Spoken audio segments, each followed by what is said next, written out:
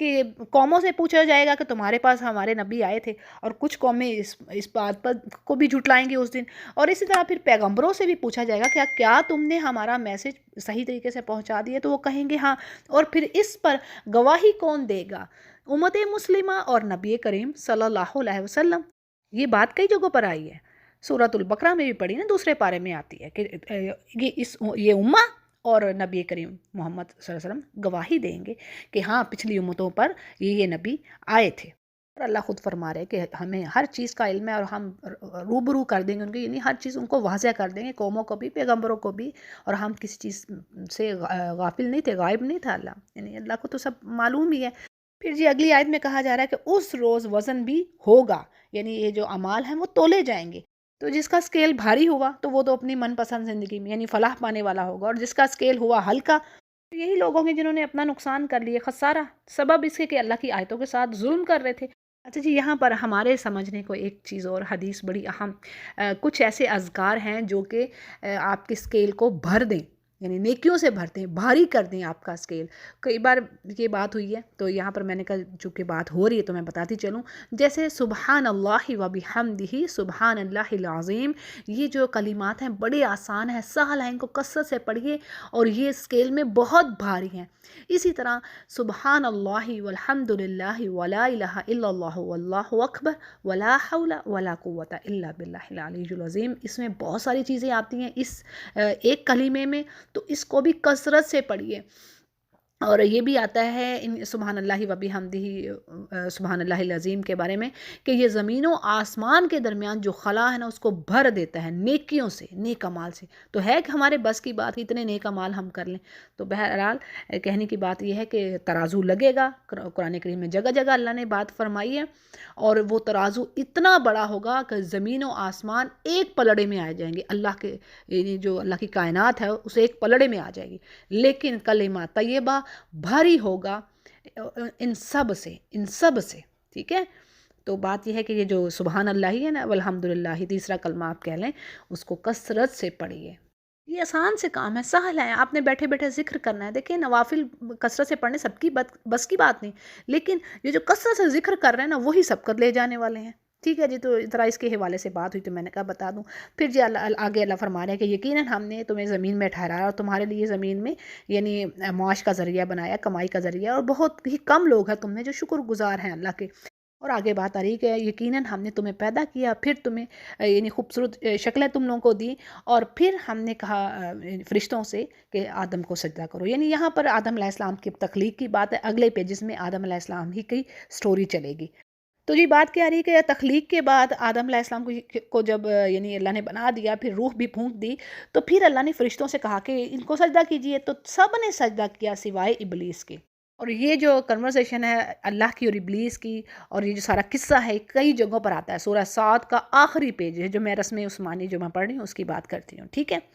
پھر اسی طرح سورۃ البقرہ میں بھی ہمیں ڈیٹیل ملتی ہے کہ جب اللہ نے کہا کہ میں خلیفہ بنا رہا ہوں، فرشتوں سے کہا، ٹھیک ہے؟ پھر اب یہاں پہ سورۃ الاعراف میں بھی بات آ رہی ہے، اس طرح اور بھی کئی جگہوں پر بات ہے۔ اچھا جی، آگے بات چلتی ہے کہ جب سب فرشتوں نے سجدہ کیا تو ابلیس نے نہ کیا۔ اب اللہ نے کہا کہ تجھے کس چیز نے روکا، یعنی اے ابلیس کہ تو نے سجدہ نہیں کیا جو میں نے تجھے حکم دیا؟ تو اس نے کہا کہ جی میں تو اس سے بہتر ہوں، انا خیر من خلقتنی من النار، یعنی تو نے مجھے آگ سے بنایا اور اس کو تو نے مٹی سے بنایا۔ تو اللہ نے وہیں پر فرمایا کہ نکل جا، اتر یہاں سے، یعنی تو نے تکبر کیا، نکل یہاں سے، اور تو اب چھوٹوں میں سے، یعنی تو ذلیل میں ہے اور مردود ہے، یعنی کہ سورہ صاد میں بات آتی ہے کہ اس کو کہہ دیا کہ فَإِنَّكَ رَجِيمٌ، اور تم پر لعنت ہے، یعنی اللہ نے لعنت ڈال دی اسی ٹائم پہ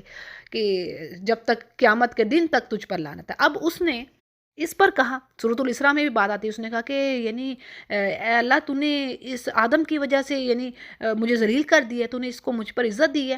تو اب میں اس کی اولاد کو نہیں چھوڑوں گا، یعنی میں بہکاؤں گا ہر طریقے سے اور ان کو جنت کی طرف نہیں جانے دوں گا، یعنی یہ اس کی وجہ سے میں رذیل ہوا۔ پھر جی یہاں پر بھی یہی بات آ رہی ہے، اس نے کہا کہ اللہ مجھے مہلت دے جب تک قیامت یعنی آتی ہے، تو اللہ نے کہا ہاں بے شک تم مہلت والوں میں سے ہے۔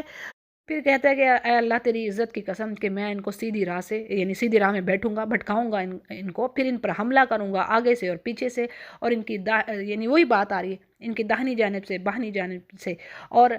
آپ ان میں سے اکثریت کو ناشکرا ہی پاؤ گے۔ تو اللہ نے فرمایا کہ ٹھیک ہے، یہاں سے تو ذلیل و خوار ہو کر نکل، جو شخص ان میں سے تیرا کہنا مانے گا، تجھے فالو کرے گا، تو میں تجھے اور ان سب کو جہنم سے بھر دوں گا، یہ بھی میری بات ہوگی۔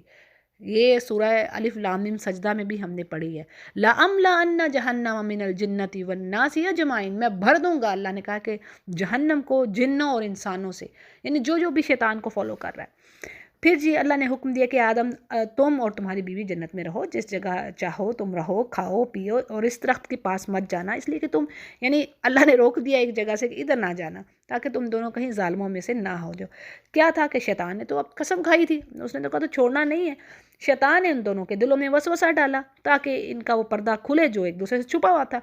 شیطان نے کیا انہیں کہا، یعنی کیسے پھسلایا، تو اس کے بارے میں سورۃ الاسراء میں بھی بات آتی ہے، یہاں پر بھی، کہ اس نے یہ جھوٹ بولا کہ اللہ تمہیں ہمیشہ جنت میں رکھنا نہیں چاہتا، اس لیے درخت کا پھل کھانے سے منع کیا ہے۔ یہ بھی کہنے لگا کہ اس کا پھل اس لیے منع کیا گیا کہ جو اس کو کھا لیتا ہے اس کی تاثیر یہ ہے کہ وہ فرشتہ بن جاتا ہے، یعنی اس کو ہمیشہ کی زندگی حاصل ہو جائے گی۔ اور کچھ ایسی ہی بات سورۃ الاسراء میں آتی ہے کہ کہتا ہے کہ تم یہ پھل کھا لو گے تو ہمیشہ جوان رہو گے۔ اور پھر اس نے قسم کھائی وقاسمہما کہ میں تمہارا ویل وشر ہوں، خیر خواہ ہوں، یعنی میں تمہیں صحیح بات بتا رہا ہوں۔ پھر کیا تھا جی کہ انہوں نے پھل کھا لیا تو ان کی شرمگاہیں کھل گئی ایک دوسرے کے سامنے۔ پھر اسی طرح چیٹ کر کے ان کو نیچے لے آیا، اور جب درخت کو انہوں نے چکھ لیا تو دونوں کے پردے کھل گئے، یعنی یہ اس ڈس اوبیڈینس کا اثر ظاہر ہوا کہ ان دونوں کے جسم ایک دوسرے پر کھل گئے۔ اب وہ کیا تھا کہ غیر ارادی طور پر حیا کی وجہ سے، شرم کی وجہ سے جنت کے پتے جوڑ جوڑ کر اپنی وہ شرمگاہوں کو چھپانے لگے۔ اور یہ کہتے ہیں کہ اس سے پہلے انہیں اللہ تعالیٰ کی طرف سے ایک ایسا نورانی لباس ملا ہوا تھا جو اگرچہ یعنی غیر مرئی تھا، لیکن ایک دوسرے کی شرمگاہیں ان پر ظاہر نہ تھی، یعنی چھپا رکھا تھا اس لباس نے ان کی شرمگاہوں کو۔ ابن کثیر اس کو روایت کرتے ہیں۔ تو اس پر کیا تھا کہ اللہ تعالیٰ پکارتے ہیں ان دونوں کو کہ تم دونوں کو میں نے منع نہیں کیا تھا اس درخت کے یعنی پھل نہ کھانا، اس کے پاس نہ جانا، تو اور تمہیں کیا میں نے یہ نہیں کہا تھا کہ یہ جو شیطان ہے یہ تمہارا کھلا دشمن ہے؟ یعنی اس تنبیہ کے باوجود، اس وارننگ کے باوجود شیطان کے وسوسوں کا شکار ہو گئے آدم علیہ السلام۔ ہمیں یہ بھی پتہ چل رہا ہے ان آیات سے کہ اللہ تعالیٰ دونوں کا نام لے رہے ہیں، کسی ایک کا نہیں۔ یہ جو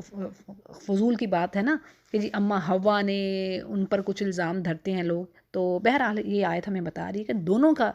ذکر آ رہا ہے۔ جیسے آپ یوں پڑھیں ربہما علم انہاکما، کما میم کے ساتھ الف ہے، اس کا مطلب ہوتا ہے دونوں کو، یعنی دونوں سے کہا جا رہا ہے کہ تم دونوں کو نہیں کہا تھا، تو یعنی دونوں کو اللہ تعالیٰ یہ بات کہہ رہے ہیں۔ پھر جی اللہ تعالیٰ نے توبہ استغفار کے کلمات آدم علیہ السلام کو القاء کیے، یعنی سکھائے، اور آدم علیہ السلام اپنی غلطی پر نادم ہوئے، پشیمان ہوئے، اور پھر اللہ کی بارگاہ میں انہوں نے توبہ کی۔ اور ایک بڑا زبردست میسج ہمارے سمجھنے کو اس میں، اور ایون انبیاء کی کئی اور دعاؤں میں بھی آپ کو یہ میسج ملتا ہے۔ وہ کیا؟ دیکھیں خطائیں ہوئی، غلطیاں ہوئیں، لیکن انسان یہ نہ کہے کہ وہ فلاں کی وجہ سے ایسے ہوا، فلاں نے میری زندگی تباہ کر دی، جو کہ ہم لوگوں کا شیوا ہے، ہم لوگوں کا طریقہ کار یہ ہے نا، زندگی خراب ہوئی اس فلاں کی وجہ سے،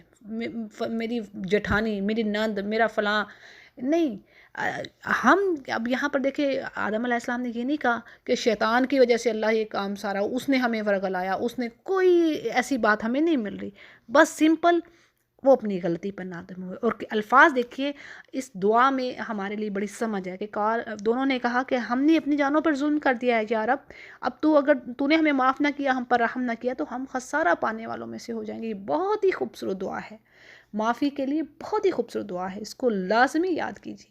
اس کے ایک ایک لفظ پر آپ فوکس کیجئے، تو سبحان اللہ، یعنی کہ اللہ ایسی حسرت ہے، ایسی درد ہے کہ اللہ تو نے معاف نہ کیا تو ہم تو خسارہ پانے والوں میں سے ہو جائیں گے، تو ہم سے تو ظلم ہو گیا اپنی جانوں پر۔ اسی طرح جب ہم آیت کریمہ جو جسے کہتے ہیں یونس علیہ السلام کی دعا، اس میں بھی یہی انہوں نے کہا نا کہ میں نے اپنی جان پر ظلم کیا، اللہ تو پاک ہے۔ تو ہمارے لیے میسج یہ ہے کہ کبھی بھی اپنے یہ نہ سمجھے کہ ہم تو بڑے صحیح دودھ دھلے اور ہم تو گناہوں سے پاک، بس یہ دوسروں کی وجہ سے کام ہوا ہے، نہیں، ہم گنہگار ہیں۔ اللہ کے سامنے اچھے سے عاجزی سے گڑ گڑا کر توبہ استغفار کیجیے، دوسروں کو بلیم مت کیجیے۔ اچھا جی، آگے اللہ فرماتے ہیں کہ اترو تم سب کے سب نیچے، تم میں سے بعض بعض کے دشمن ہیں، اور زمین پر ہی تمہارا ایک مقررہ وقت تک ٹھکانا ہے، اور تمہیں یعنی متاع بھی ملے گی دنیا کی جو زندگی کی جو نعمتیں ہیں۔ اور بات یہ ہے کہ آدم علیہ السلام نے آنا تو زمین پر ہی تھا، وہ زمین کے لیے خلیفہ بنائے گئے تھے، اور یہ کوئی سزا نہیں تھی کہ ان کو نیچے بھیج دیا گیا، کیونکہ اللہ نے معاف کر دیا، سو ہوگی بات خلاص، یعنی اللہ نے کہہ دیا نا کہ میں نے ان کو معاف کر دیا۔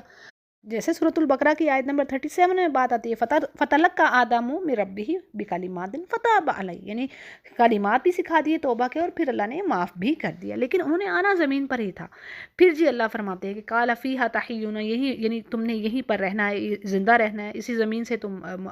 مطلب موت آئے گی اور اسی سے تم اٹھائے جاؤ گے۔ پھر آگے اللہ فرما رہا ہے کہ اے آدم کی اولاد، ہم نے تمہارے لیے، یعنی اللہ کی نعمت، ہم نے تمہارے لیے لباس پیدا کیا جو تمہاری شرمگاہوں کو چھپاتا ہے، تمہیں زینت بھی دیتا ہے، اور تمہارے لیے تقویٰ کا جو لباس ہے وہ اس سے بڑھ کر ہے۔ اب یہ تقویٰ کا لباس کون سا؟ تو اس سے بعض مفسرین کے نزدیک وہ لباس ہے جو متقین کو قیامت والے دن اللہ پہنائے گا، اور بعض کے نزدیک ایمان اور عمل صالح کا لباس، یعنی یہ اس سے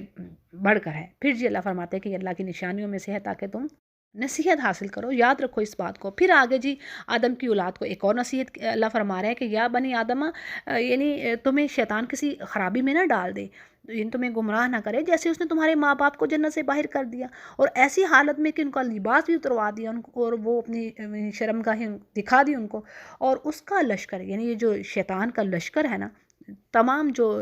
شرارتی جن ہیں وہ تم کو ایسی جگہ سے دیکھتے ہیں جہاں سے تم ان کو نہیں دیکھ سکتے۔ اچھا جی، یہاں سے کیا بات ہمیں پتہ چل رہی ہے کہ ہم جنات کو نہیں دیکھ سکتے،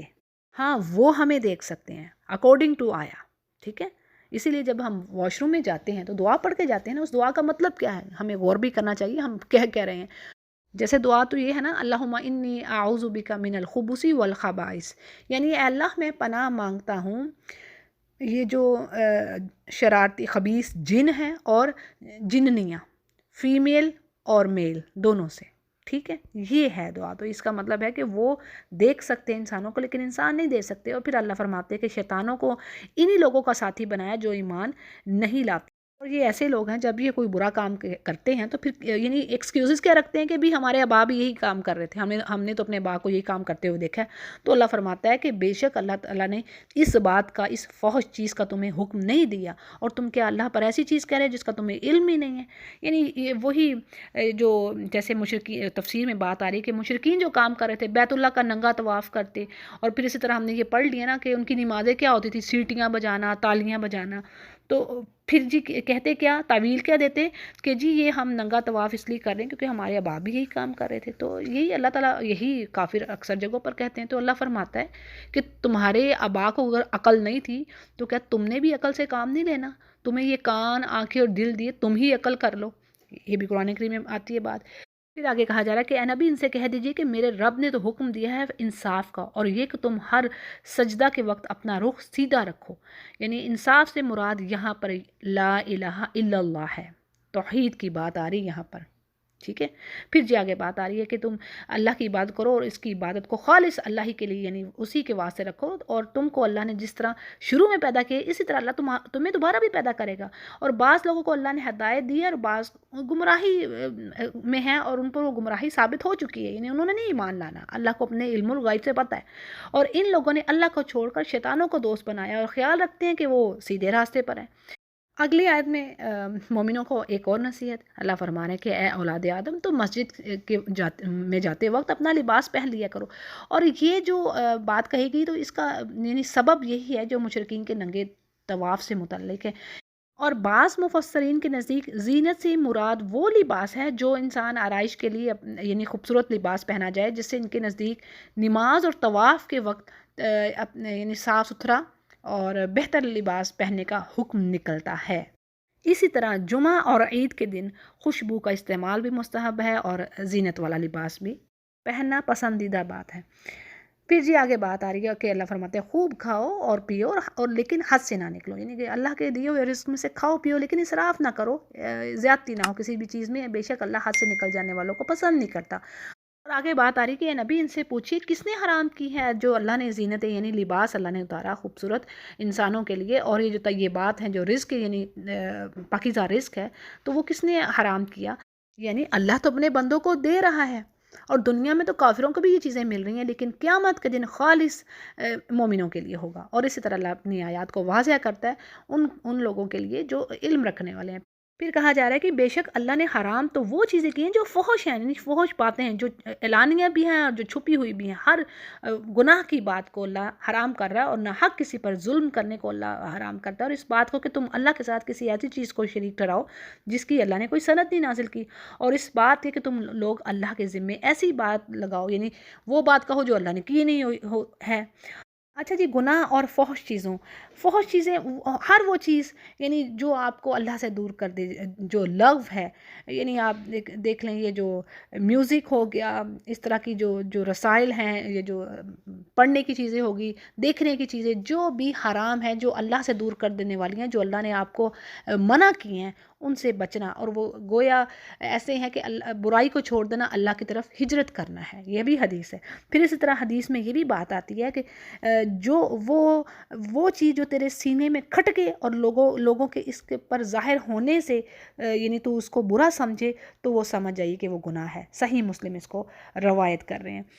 پھر جی آگے اللہ فرماتے ہیں کہ ہر ایک گروہ کے لیے وَلِكُلِّ أُمَّةٍ اجل، یعنی ہر گروہ کے لیے ایک فکس ٹائم ہے، جس وقت وہ ٹائم آ جاتا ہے تو پھر ایک گھڑی نہ پیچھے ہٹتی ہے نہ آگے، یعنی جیسے پچھلی قوموں پر جو عذاب کا وقت تھا، ٹھیک ہے، اسی طرح جو کسی کی موت کا وقت ہے وہ نہ ایک گھڑی پیچھے نہ آگے نہیں ہٹتی، ٹھیک ہے جی۔ آگے بات آ رہی ہے، کہا جا رہا ہے کہ اے بنی آدم، اگر تمہارے پاس میرے میسنجرز آتے ہیں کوئی بھی، یعنی تو اب کیا ہے کہ وہ تم پر میری آیات پڑھتے ہیں، تو بس تم میں سے جو تقوی اختیار کرنے والا ہوگا، اپنی اصلاح کر لے گا، تو اس پر نہ کوئی خوف ہوگا نہ کوئی غم۔ اللہم اجعلنا منہم، اللہ تعالیٰ ہمیں ان میں سے کرے۔ پھر اسی طرح وہ لوگ جو جھٹلانے والے ہیں اللہ کی آیات کو اور تکبر کرتے ہیں اس سے، تو وہ آگ کے ساتھی ہوں گے اور اس میں ہمیشہ رہیں گے۔ اور اس سے بڑھ کر ظالم کون، جو اللہ پر جھوٹ باندھے اور اللہ کی آیات کو جھٹلائے، تو وہ وہی لوگ ہیں جن کو ان کا جو دنیا کا حصہ ہے، یعنی اس کے معنی یہاں پر یہ آ رہے ہیں کہ ان کا جو عمل، رزق اور عمر، یعنی جو ان کے مقدر میں ہے، اور پورا کر لینے کے بعد، جتنی ان کی عمر ہے گزار لینے کے بعد بالآخر وہ موت ہی ان کو آئے گی، تو پھر ان کا حساب کتاب اللہ لے گا ان سے۔ یہاں تک کہ جب اللہ کے بھیجے ہوئے فرشتے ان کی روحیں قبض کرنے کے لیے آئیں گے، تو وہ کہیں گے کہ تم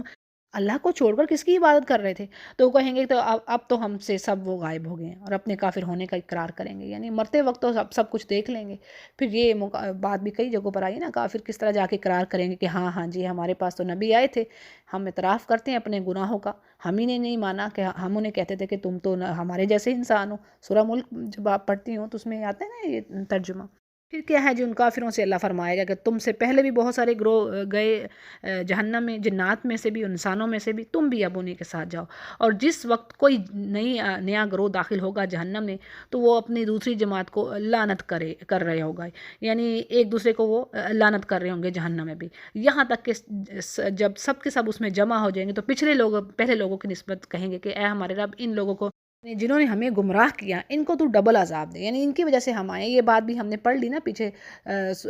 پچھلے جو آخری عشرہ تھا اس میں یہ پڑھ لی کہ وہ کہیں کہ یہ ہمیں تم ہی تو لائے ہو، اگر تم نہ ہوتے تو ہم مومن ہوتے۔ تو وہ پھر آگے سے کہیں گے کہ لو، ہم نے تمہیں روکا تھا ہدایت سے، جب تمہارے پاس آ گئی تھی تم خود ہی نہیں ہدایت کی طرف آنے والے تھے۔ تو یہ متکبرین اور جو کمزور لوگ ہیں ان کی بات ہو رہی ہے۔ پھر جی آگے بات آ رہی ہے کہ اللہ فرمائے گا کہ تم سب کا یعنی دگنا عذاب ہے، تم کو خبر ہی نہیں، یعنی سب کے سب تم ابھی ایک جیسے عذاب میں ہی ہو، لیکن تمہیں خبر نہیں ہے۔ اور پچھلے لوگوں سے کہیں کہ تم کو ہم پر اب کوئی فوقیت نہیں ہے، یعنی تم اب اپنی کمائی کے بدلے تم بھی اب عذاب کا مزہ چکھو، یعنی یہ وہی جھگڑا آپس میں ان کا۔ پھر جی اللہ فرماتے ہیں کہ جنہوں نے ہماری آیات کو ڈینائی کیا اور ان سے تکبر کیا، تو ان کے لیے آسمان کے دروازے نہ کھولے جائیں گے۔ اس آیت سے کیا مراد ہے؟ تو جی اس میں یہ ہے کہ بعض مفسرین نے اس سے مراد ڈیڈز لی ہیں، یعنی ان کے ڈیڈز اوپر ہی نہیں چڑھیں گے، ٹھیک ہے۔ پھر اسی طرح بعض لوگوں نے روحیں لی ہیں کہ ان کی روحیں اوپر نہیں چڑھیں گی، یعنی جو کافر ہیں، ٹھیک ہے۔ پھر اسی طرح بعض نے دعائیں لی ہیں، اور اسی طرح امام شوکانی رحمہ اللہ فرماتے ہیں کہ یہ تینوں ہی چیزیں مراد ہو سکتی ہیں، یعنی یہ تینوں ہی چیزیں ہو سکتی ہیں کہ وہ اوپر نہ چڑھیں۔ پھر اور کہا جا رہا ہے کہ یہ لوگ کبھی جنت میں نہ جائیں گے جب تک کہ اونٹ سوئی کے ناکے کے اندر نہ چلا جائے، یعنی دیکھیں کہ کیسی مثال دی ہے اللہ نے کبھی اونٹ سوئی کے ناکے سے گزر سکتا ہے؟ یعنی یہ بات اگر ممکن ہی نہیں ہے، پاسبل نہیں ہے، تو پھر ان کا کافروں کا جنت میں داخلہ بھی ممکن نہیں ہے۔ یہ اللہ تعالیٰ نے ایسی زبردست مثال کے ساتھ واضح کر دی ہے۔ اللہ تعالیٰ معاف فرمائے، اللہ تعالیٰ ہمیں ایمان پر موت دے، ہمارے پیاروں کو، آمین یا رب۔ اور آگے اللہ فرماتے ہیں کہ ہم مجرم لوگوں کو ایسے ہی سزا دیتے ہیں، اور ان کے لیے دوزخ کی آگ ہے، اور وہی بچھونا ہوگا، وہی ان کے اوپر ہوگی، وہی ان کے نیچے، اور ہم ظالموں کو ایسے ہی سزا دیتے ہیں۔ اور جو لوگ ایمان لائے، انہوں نے نیک کام کیے، ہم کسی شخص کو اس کی قدرت سے زیادہ کوئی کام، یعنی اس کی جتنی ہمت ہے، جتنی اس کی وہ کیپیبل ہے، اتنا ہی اللہ اس پر بوجھ ڈالتا ہے۔ اور یعنی جو اچھے اعمال پھر کرنے والے ہیں، وہی لوگ جنت میں جانے والے ہیں، اور وہ اس میں ہمیشہ رہیں گے۔ اور جو کچھ ان کے دلوں میں کینہ تھا، اللہ اس کو دور کر دے گا۔ یعنی یہ کینہ کیا چیز ہے؟ یعنی یہ ہیٹ، جیلسی، بغض ایک دوسرے کے لیے جو انسان دنیا میں رکھ رہا ہے، تو وہ پھر ایسا ہوگا کہ اللہ یعنی ان کے سینوں سے اس چیز کو نکال دے گا، دور کر دے گا، آئینے کی طرح صاف ہو جائیں گے ان کے دل۔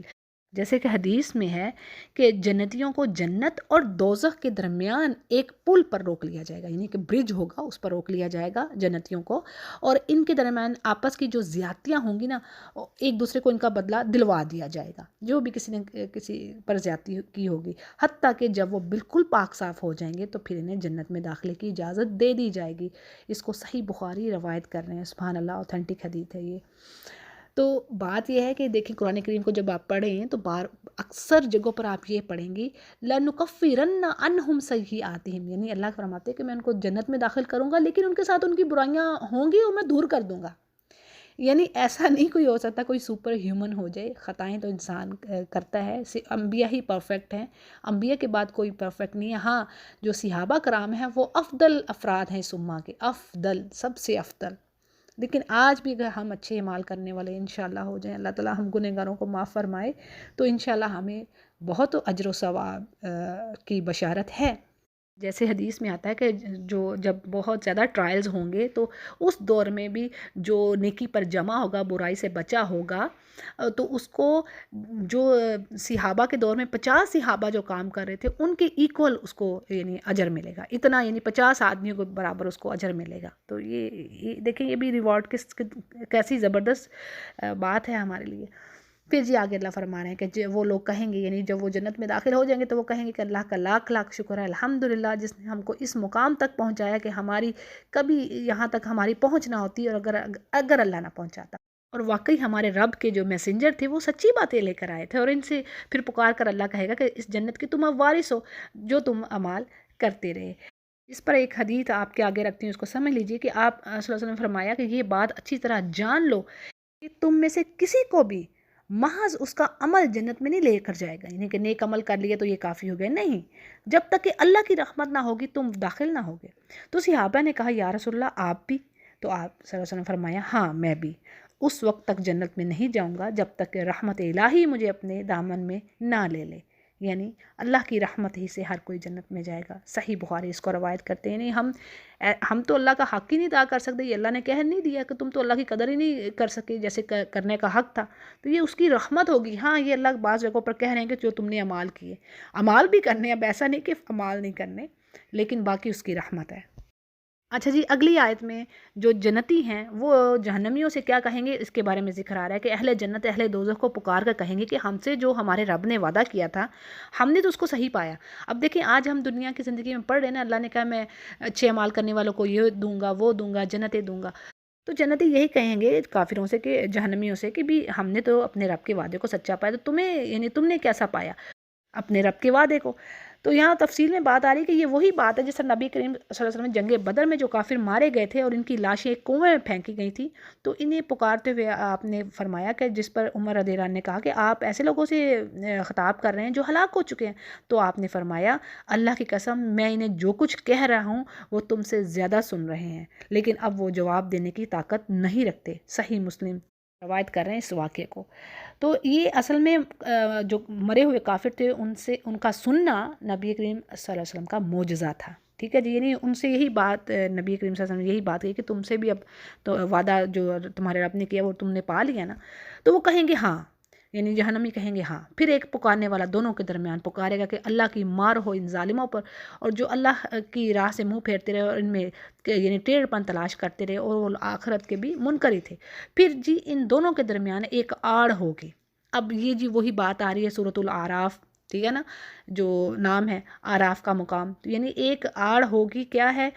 یعنی ایک دیوار کھڑی کر دی جائے گی جس میں ایک دروازہ ہوگا، اور یہی اعراف کی دیوار ہے، ٹھیک ہے جی۔ اور یہ دیوار یعنی جنت اور دوزخ کے درمیان ہوگی یا پھر کافروں اور مومنوں کے درمیان ہوگی۔ اب کیا ہے کہ اعراف کے اوپر بہت سے آدمی ہوں گے، اور یہ کون ہوں گے، جیسے پیچھے بھی میں نے بتا دیا، یہ وہ لوگ ہوں گے جن کی اچھائیاں اور برائیاں ایک جیسی ہوں گی، ٹھیک ہے، اور ان کی نیکیاں جہنم میں جانے سے اور برائیاں جنت میں جانے سے ان کو روک رہی ہوں گی، تو پھر اللہ تعالیٰ کی طرف سے فیصلے کے یہ منتظر ہوں گے، انتظار کر رہے ہوں گے۔ اور پھر کیا ہے جی، ایک وہ لوگ ہر ایک کو ان کے یعنی چہروں سے پہچان لیں گے، جیسے کہ یعنی جو ان کی علامات ہیں جہنمیوں کے چہروں سے، اور اس طرح جنتیوں کو بھی پہچان لیں گے۔ اور یہ جو آراف والے ہوں گے نا، پھر یہ اہل جنت کو پکار کر کہیں گے کہ ان کو، یعنی ان کو السلام علیکم کہیں گے، اور وہ امید رکھ رہے ہوں گے کہ وہ بھی جنت میں جائیں۔ اور جب ان کی نگاہیں دوزخ والوں کی طرف جائیں گی تو ان کو کہیں گے کہ اے ہمارے رب، ہم کو ان ظالموں کے ساتھ شامل نہ کر، یعنی یہ وہ اپنے رب سے دعا کر رہے ہوں گے۔ پھر اسی طرح آگے بات آتی ہے کہ اہل اعراف بہت سے آدمیوں کو جن کو یہ یعنی پہچان لیں گے، ان کو پکاریں گے کہ کہیں گے یعنی جہنمیوں کو کہ تمہاری جماعت اور تمہارا جو اپنے آپ کو بڑا سمجھنا، تکبر کرنا کچھ کام نہ آیا۔ پھر اسی طرح تفسیر میں جو بات آ رہی ہے کہ اس وقت اللہ کی طرف سے جنتیوں کی طرف اشارہ کرتے ہوئے کہا جائے گا کہ یہ وہی لوگ ہیں جن کے بارے میں تم قسمیں کھاتے تھے کہ ان پر، یعنی ان مسکینوں اور غریبوں پر تو اللہ رحمت ہی نہ کرے گا۔ اور پھر ان کو حکم ہوگا، یعنی ان جنتیوں کو حکم ہوگا کہ تم جنت میں چلے جاؤ، تم پر کوئی خوف نہیں ہے اور نہ ہی تم غمناک ہوگے۔ اور جی پھر آگے دوزخ والوں کی بات آتی ہے کہ دوزخ والے اب جنتیوں کو کہیں گے کہ ہمارے اوپر تھوڑا سا پانی ہی ڈال دو یا کچھ دے دو جو اللہ نے تمہیں دے رکھا ہے، تو جنت والے کہیں گے کہ اللہ نے تو یہ دونوں چیزیں تمہارے لیے حرام کر دی ہیں کافروں پر، اور جنہوں نے دنیا میں اپنے دین کو کھیل تماشا ہی بنا رکھا تھا اور دنیا کی زندگی نے دھوکے میں ان کو ڈال رکھا تھا، سو آج ہم بھی ان کے ناموں کو بھول جائیں گے جیسا کہ وہ اس دن کو بھول گئے تھے اور ہماری آیتوں کا انکار کرتے تھے، یعنی یہ اللہ فرما رہے ہیں۔ اور اسی سے ریلیٹڈ حدیث ہے کہ الفاظ ہیں کہ قیامت والے دن اللہ تعالیٰ اس قسم کے بندے سے کہے گا، یعنی جو دنیا میں اللہ کو بھولا رہا، تو اس سے کہے کہ کیا میں نے تجھے بیوی بچے نہیں دیے تھے، تجھے عزت اور اکرام نہیں دی تھی، اور کیا اونٹ اور گھوڑے اور تیرے تابع، یعنی تجھے آج دیکھ لیں نا، آج گاڑیاں آپ لے لیں اور اسی مال و دولت، یعنی یہ تیرے تابع نہیں کیے تھے، اور کیا تجھے سرداری کرتے ہوئے لوگوں سے تو یعنی ٹیکس وصول نہیں کرتا تھا، اور وہ کہے گا کہ کیوں نہیں، یہ سب باتیں صحیح ہیں یا رب۔ تو اللہ تعالیٰ اس سے پوچھے گا کیا تم میری ملاقات کا یقین رکھتا تھا، تو وہ کہے گا نہیں، تو اللہ فرمائے گا پس جس طرح تو مجھے بھولا رہا، آج میں بھی تجھے بھول جاتا ہوں۔ صحیح مسلم اس کو روایت کرتے ہیں۔ اللہ کی پناہ مانگتے ہیں ہم اس چیز سے۔ اور اللہ فرما رہے ہیں کہ ہم نے لوگوں کے پاس ایک ایسی کتاب پہنچا دی ہے جس کو ہم نے اپنے علم سے، یعنی کامل علم سے واضح کر کے بیان کر دی، یعنی اللہ تعالیٰ نے ہر چیز کو واضح کر کے بتا دیا، پچھلی قوموں کا حال بتا دیا، حرام اور حلال بتا دیے، زندگی گزارنے کا طریقہ بتا دیا، کوئی چیز تو بچی نہیں ہے۔ اب وہ ہے کہ کوئی سرکشی کرے تو کرے، اور یہ کتاب ہدایت اور رحمت ہے ان لوگوں کے لیے جو ایمان لانے والے ہیں، اور ان لوگوں کو کسی اور چیز کا انتظار نہیں سوائے اس کے کہ آخری نتیجے کے انتظار میں بیٹھے ہوئے ہیں، یعنی یہ کہ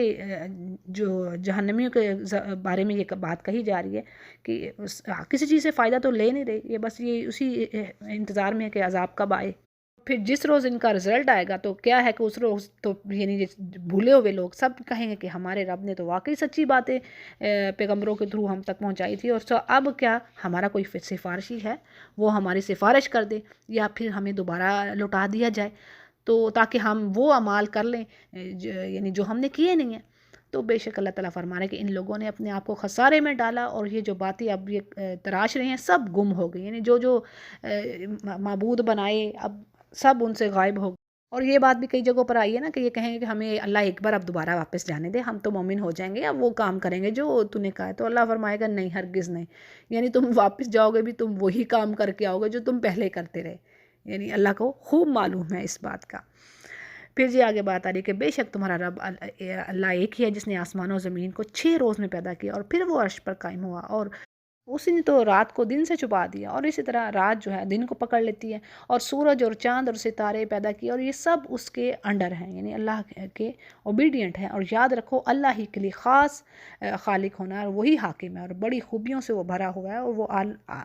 रब है, परवरदिगार है तमाम जहान वालों का। और तुम अपने रब से दुआ किया करो, गिड़गिड़ा कर और चुपके चुपके, यानी यहाँ पर एक नसीहत की जा रही है मोमिनों को कि दुआ मांगने का तरीका क्या, यानी अल्लाह को आजिज़ी के साथ गिड़गिड़ा कर, और खामोशी, यानी चुपके चुपके जो बात आ रही है, तो और पूरे दिल की तवज्जो के साथ कि अल्लाह सुन रहा है, और लापरवाही से दुआ नहीं मांगनी चाहिए, यानी यकीन के साथ कि हाँ अल्लाह देगा, अता करेगा, तो उससे मांगना चाहिए, और वो देने वाली ज़ात है। फिर कहा जा रहा है कि तुम ज़मीन में फ़साद ना करो, इसके बाद कि इसकी इस्लाह हो गई है, और पुकारो अपने रब को खौफ और तमा के साथ,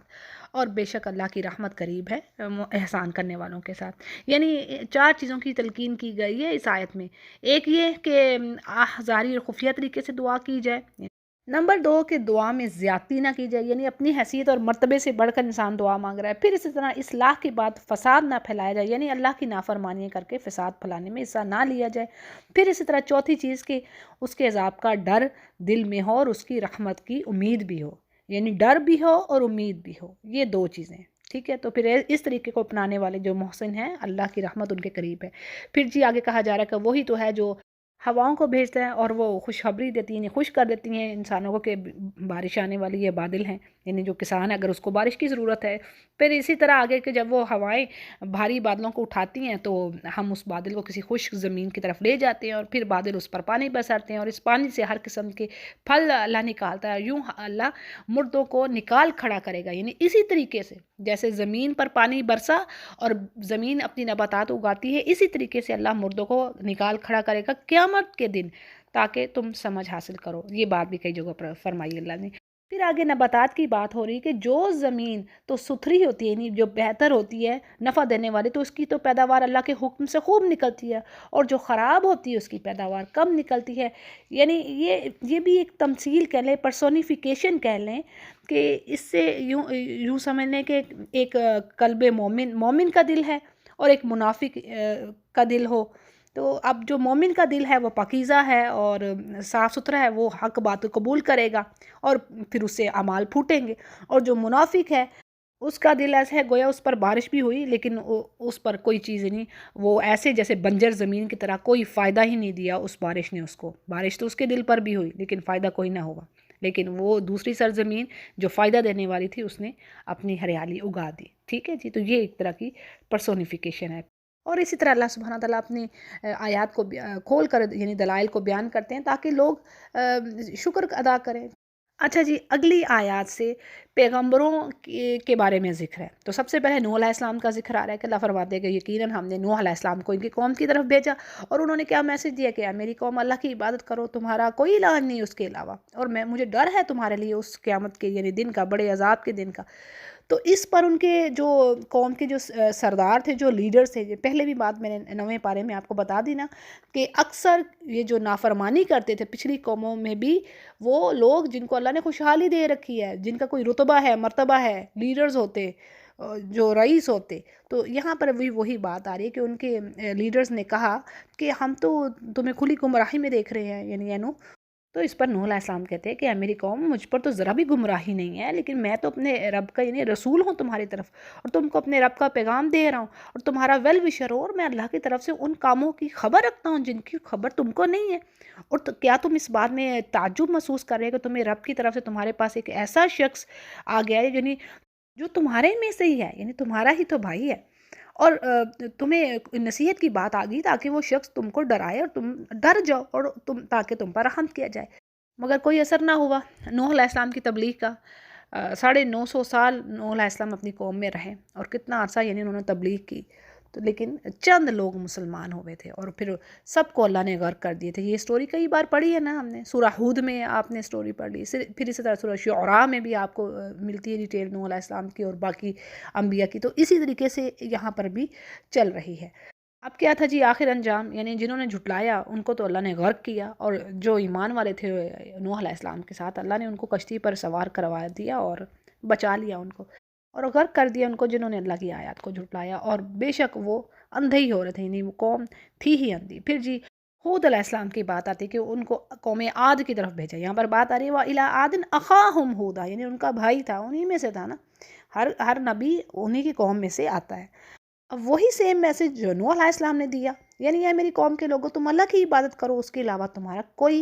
الہ نہیں ہے، اور کیا تم تقوی اختیار نہیں کرتے؟ پر وہی پھر اگین سیم میسج کہ قال الملأ الذین، کہا سرداروں نے ان کی قوم کے کہ ہم تو تمہیں کم عقل ہی سمجھ رہے ہیں اپنے میں سے، اور بے شک تم کو جھوٹے لوگوں میں سمجھتے ہیں، یعنی تم جھوٹے بھی ہو اور کم عقل بھی ہو۔ یعنی اللہ کی پناہ کہ کیسی کیسی باتیں انبیاء سے پچھلے لوگوں نے کی، اور آج بھی دیکھیں جو اللہ کا میسج دینے والے ہیں ان کو لوگ کیسی کیسی باتیں کر رہے ہیں۔ تو اس پر ہود علیہ السلام کہتے ہیں کہ اے میری قوم، میں بے عقل نہیں ہوں، میں تمہارے رب کی طرف سے بھیجا ہوا پیغمبر ہوں تمہاری طرف، اور تم کو اپنے رب کا پیغام پہنچا رہا ہوں، اور میں تمہارا امانت دار اور خیر خواہ ہوں، ویل وشر ہوں۔ اور کیا تم اس بات پہ تعجب کر رہے ہو کہ تمہارے رب کی طرف سے تمہارے پاس ہی ایک شخص یعنی تمہارے ہی میں سے ایک شخص آ گیا کہ اس کی نصیحت تم یعنی قبول کرو، اور وہ تم کو ڈرا رہا ہے، یعنی اللہ کے عذاب سے تمہیں وارن کر رہا ہے، ڈرا رہا ہے۔ اور یاد کرو تمہاری اس حالت کو، یعنی اللہ نے تم کو قوم نوح کے بعد جانشین بنایا ہے، یعنی تمہیں اللہ نے زمین پر ٹھہرایا، تمہیں دنیا کی متاع دی ہے، اور تمہارے یعنی اللہ نے ڈیل ڈول کو پھیلا دیا۔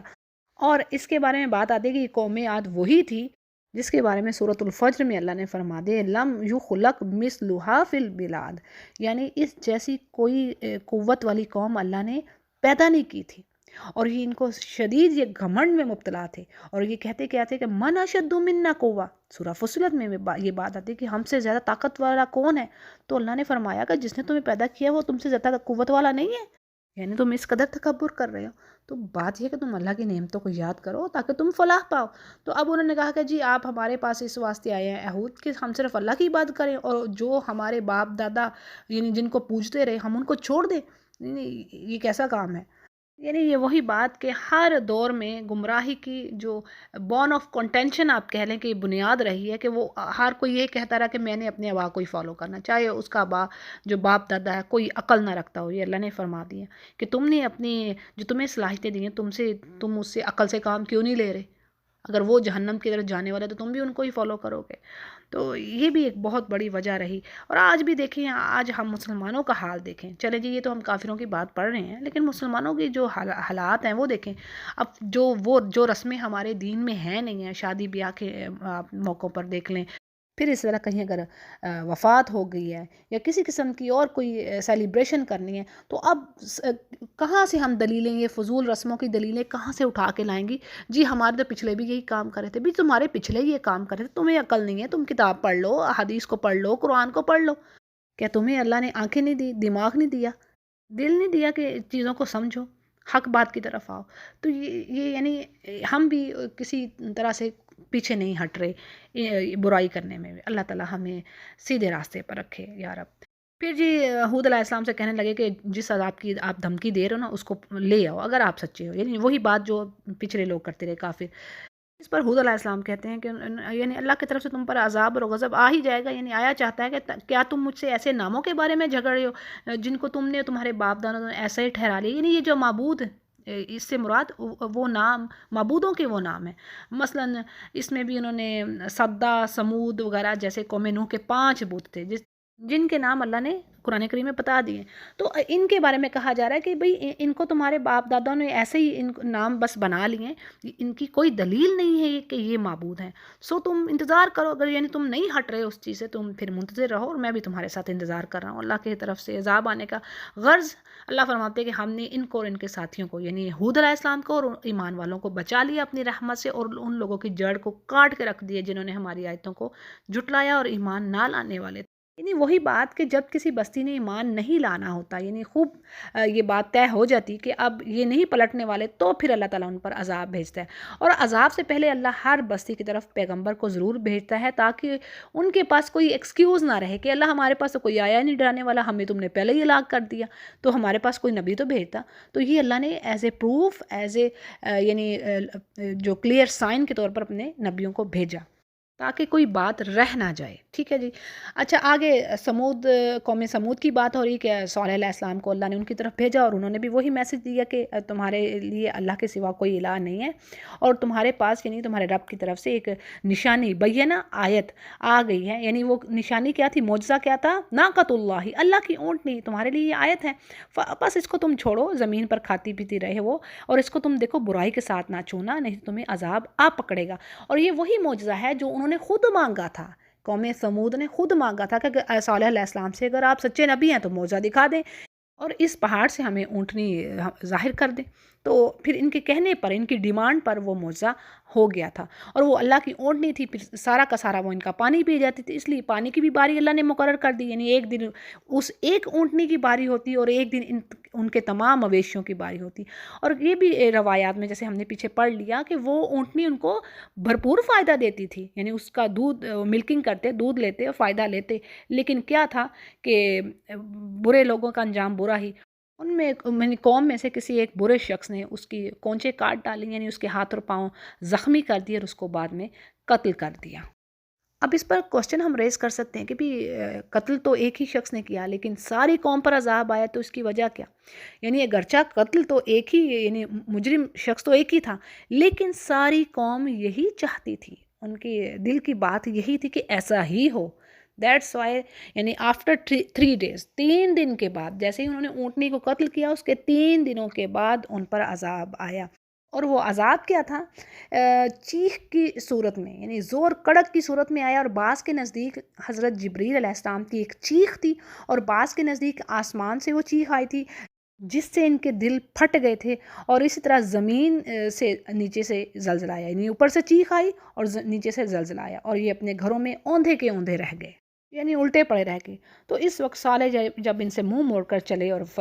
کہنے لگے، یعنی یا تو یہ ہلاکت سے پہلے کا ایڈریس ہے یا پھر ہلاکت کے بعد انہوں نے اپنی قوم سے کہا، جس طرح رسول کریم صلی اللہ علیہ وسلم جنگ بدر کے بعد مشرکین کی لاشوں سے خطاب فرمایا تھا، تو یہ بات انہوں نے کہی کہ اے میری قوم، میں نے تو تم کو اپنے رب کا حکم پہنچا دیا تھا اور میں نے تمہاری خیر خواہی کی تھی، لیکن کیا ہے کہ تم لوگ اپنے ویل وشرز کو پسند ہی نہیں کرتے۔ اور یہ وہی قوم تھی یعنی جس کو عاد کے بعد اللہ نے جانشین بنایا، اور یہ نرم زمین سے مٹی لے کر یعنی اینٹیں تیار کرتے اور پھر محل بناتے زمین پر، اور پہاڑوں کو تراش تراش کر بھی گھر بناتے، یعنی یہ ان کی قوت صلاحیت اللہ نے ان کو دے رکھی تھی۔ پھر جی آگے لوط علیہ السلام کا ذکر آ رہا ہے کہ جب انہوں نے اپنی قوم سے کہا کہ اے میری قوم کے لوگوں، تم وہ فحش کام کر رہے ہو جو تم سے پہلے جہان والوں میں سے کسی نے نہیں کیا، یعنی تم مردوں کی طرف شہوت رانی کرتے، یعنی اپنی جو سیکچول ڈیزائرز ہیں وہ تم مردوں کے ساتھ پورا کرنا چاہتے ہو اور عورتوں کو چھوڑتے ہو، بلکہ تم تو حد سے گزرنے والے ہو۔ لوط علیہ السلام کا ذکر بھی قرآن کریم میں جگہ جگہ ہم نے پڑھ لی، جیسے سورۃ العنکبوت میں بھی بات آتی ہے۔ اسی طرح لوط علیہ السلام کے بارے میں یہ ہے کہ ابراہیم علیہ السلام کے آپ بھتیجے تھے، اور ابراہیم علیہ السلام پر ایمان لانے والوں میں سے تھے، اور پھر خود ان کو بھی اللہ نے، یعنی لوط علیہ السلام کو بھی اللہ نے ایک علاقے میں نبی بنا کر بھیجا، اور یہ علاقہ اردن اور بیت المقدس کے درمیان تھا، جسے صدوم کہا جاتا ہے، اور یہ جو زمین تھی لش گرین تھی، سرسبز شاداب تھی، اور یہاں ہر طرح کے غلے اور پھلوں کی کثرت تھی، یعنی خوشحالی دنیا کی کیا چاہیے اور انسان کو۔ تو سب سے پہلے لوط علیہ السلام نے اپنی قوم کو جو دعوت دی وہ توحید کی تھی، یعنی اللہ کی ونس کی طرف لوگوں کو بلایا کہ اللہ ایک ہے، اسی کی عبادت کرو، جیسے کہ پچھلے نبیوں نے بھی یہی کچھ کیا۔ پھر اسی طرح ان کی ایک دوسری بڑی خرابی جو تفسیر میں بات آ رہی ہے، دوسری خرابی کیا تھی کہ مردوں کے ساتھ وہ بدفعلی کرتے اور عورتوں کو چھوڑتے۔ تو یہ ایسا گناہ تھا جسے دنیا میں سب سے پہلے قوم لوط ہی نے کیا، اسی لیے قرآن کریم میں اللہ نے فرما دیا نا کہ جہان والوں میں سے کسی نے یہ کام نہیں کیا جو تم کر رہے ہو۔ پھر ہم نے یہ بھی پڑھا کہ انہی کو ہلاک کرنے کے لیے فرشتے جب ابراہیم علیہ السلام کے پاس آتے ہیں، سورہ زاریات میں بھی یہ بات پڑھی تھی نا، اور سورۃ الحجر میں بھی یہ بات پڑھی کہ جب فرشتے خوشخبری لے کر ابراہیم علیہ السلام کے پاس آتے ہیں کہ آپ کو تو ہم خوشخبری دے رہے ہیں، گڈ نیوز دے رہے ہیں کہ بیٹے کی، تو ساتھ ہی پھر وہ کہتے ہیں کہ جب پوچھتے ہیں ابراہیم علیہ السلام کہ آپ کو مقصد کیا تھا آپ کے آنے کا، تو انہوں نے کہا کہ ہمیں قوم لوط کی طرف بھیجا گیا ہے، یعنی ان کو ہلاک کرنے کا حکم دیا گیا ہے، اور ان پر پتھروں کی بارش ہوگی، اور ہر پتھر پر یعنی نشان زدہ پتھر ہوں گے، اور ان پر عذاب کس طرح ہے وہ بھی ہم پڑھتے ہیں، پہلے یہ والی کچھ آیات دیکھ لیں۔ تو جی جب لوط علیہ السلام نے اپنی قوم کو یعنی اچھائی کی طرف بلایا تو ان کی قوم نے تو کوئی جواب نہ دیا سوائے اس کے کہ آپس میں کہنے لگے کہ ان لوگوں کو بستی سے نکالو، یعنی لوط علیہ السلام کو نکالو اور اس کے جو ایمان والے ہیں کیونکہ یہ بڑے پاک صاف بنتے ہیں۔ اور سو اللہ فرماتے ہیں کہ ہم نے لوط کو اور ان کے گھر والوں کو بچایا سوائے اس کی بیوی کے، کیونکہ وہ بھی انہی لوگوں میں سے رہنے والی انہی لوگوں میں سے تھی جو عذاب میں رہ جانے والے تھے، یعنی وہ بھی کافرہ ہی تھی۔ اللہ نے پھر ان پر بارش برسائی اور پس اللہ فرماتے ہیں کہ دیکھو مجرموں کو انجام کیسے ہوا، اور ان کے بارے میں یعنی ان پر عذاب کیسے آیا۔ تو یہ بات کہی جاتی ہے کہ سب سے یعنی پہلے تو ان کی جو بستی تھی اس کو اکھیڑ کر اوپر بلندی کی طرف لے جایا گیا، پھر اوپر سے اس کو نیچے پٹکا گیا بستی کو، اور پھر اوپر سے پتھروں کی بارش برسائی گئی، یعنی اس طرح بستی کو الٹ پلٹ کیا گیا اور اوپر سے نشان زدہ پتھروں کی بارش کی اللہ نے۔ اور ان کو لوتی کہا جاتا ہے، یعنی لوط علیہ السلام کی وجہ سے اس قوم کو لوتی کہا جاتا ہے۔ اور آج بھی دیکھیں جو یہ کام کرے گا تو اس کے لیے انجام تو یہی ہے، تو کوئی یہ نہ سمجھے کہ اللہ کو اس نے عاجز کر دیا، نہیں، اللہ مہلت دے رہا ہے، یعنی اجازت ہے اللہ کی، لیکن پکڑ کب آئے گی اس کی پکڑ سے ڈرنا ہے۔ تو یہ کام اللہ کی سخت نافرمانیوں میں سے ہے۔ اللہ تعالیٰ برائیوں سے بچائے ہمیں اور ہمارے پیاروں کو، اور اللہ عمل کی توفیق دے اور ایمان کو جمائے رکھے ہمارے دلوں میں۔